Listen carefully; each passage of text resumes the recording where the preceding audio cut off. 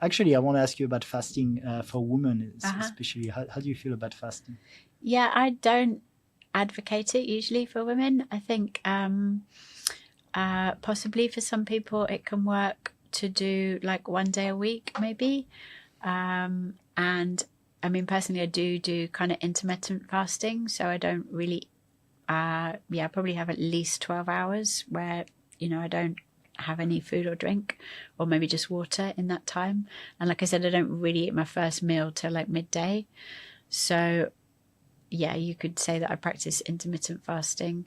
But in terms of like doing long fasts, it can work for some people. But I think the most important thing to understand about fasting is that it's like it has to be like an arc. So you have to spend as many days going into the fast as you're on the fast as coming out of the fast. So if you want to fast for 3 days, say you want to have a juice fast for 3 days, you've got to spend 3 days gradually cutting down on food before you start the fast, and then 3 days gradually introducing food. So you actually need 9 days to do a 3 day fast. And most people don't take that time. And so that's when they run into problems, is when they try and break the fast, and they try and break the fast too suddenly. And then that can actually cause more problems. So for some people, it is the right thing to do. But definitely you need to have it managed properly, and to that lead up to it. And also that transition out of it is like almost more important than what you're doing when you're fasting itself. Yeah, you do longer than even what I hear usually, which is half of the duration of the fast to Right. cut, like to end the fast, but you do the whole time. Yeah, I would say. For refeeding. Yeah. Okay. Yeah. And so in general, like not really recommending it. Maybe in some extreme cases. I mean, I know some women that did like really long fast because they had a cancer or a condition to heal. Yeah. That would be an example. But no, generally, women need more nutrition because they're just working so hard and not getting enough nutrition, and they need more just like supporting energy rather than like. It's like I was saying, I think men thrive better on challenge and like pushing themselves into uncomfortable situations. I think that's where men thrive. Women thrive in safety, and most women are not feeling like they can just relax and let go in their lives because they're holding everything for their families and their friends and their careers and everything. I'm also curious, do you take any other supplements? Oh, that's a good question. I'm really passionate about enzymes. I really believe in enzymes. So I take enzyme supplement. I have my own one called Enzymagic. Which a lot of raw foodies do. I know Lou Corona, for example, and Dan the Man. Yeah. Brian Clement and Gabrielle Cousins. Yeah. Annie Jubb, if you remember Annie Jubb. I mean, when I first discovered enzymes, I was like, why do I need enzymes? Because that's the whole point of a raw food diet, is it's high in enzymes. So you would think, oh, I'm getting lots of enzymes. But I had a friend who was like, no, take these enzyme supplements. And I noticed a difference straight away. I actually think enzyme supplements are the most underrated supplement. Like, to me, they're my number one supplement, and I've been taking them for like 20 years. So I take enzymes every day. I take DHA, vegan DHA every day, which I also think is really crucial. Is the omega-3, right? Yeah. DHA, EPA. Yeah. I take usually some Chinese tonic herbs. Like I go through different cycles, but some kind of tincture usually. No B12? Occasionally I go through phases. I mean, I feel like when you're in Bali, you're getting enough B12. When you're in London, I don't think I am. From what? Well, I have a lot of fermented foods, bee pollen, wild foods. Like everything here is a lot more close to nature. Also easier to get vitamin D from the sun here? Exactly. Yeah. Do you take supplements when you're in the UK for vitamin D too? I would definitely, if people are not coming to a tropical climate every year, I would 100% say, take a vitamin D you replenish supplement. when you come here. Yeah, exactly. Yeah.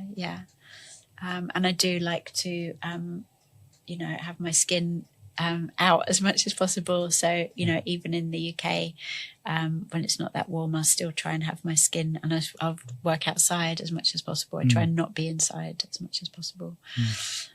So that's all part of it as well.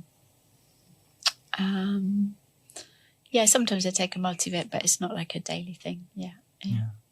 And you follow a bit people who are into taking a lot of things, like there's that guy Brian Johnson that's quite famous. He takes all these different pills and measure all these things with the body, and they're really aiming at rejuvenating through that. How do you feel about that? Yeah, I mean, I was looking at that the other day, and I think it's a trend right now, isn't it, to be like have this whole list of protocols and everything that you're doing.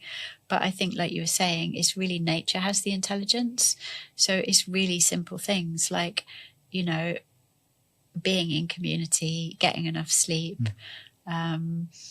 hydrating, being in the sunlight, like those actually, eating raw foods, like that's do all that first.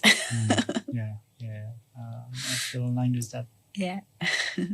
Yeah, thank you, Kate.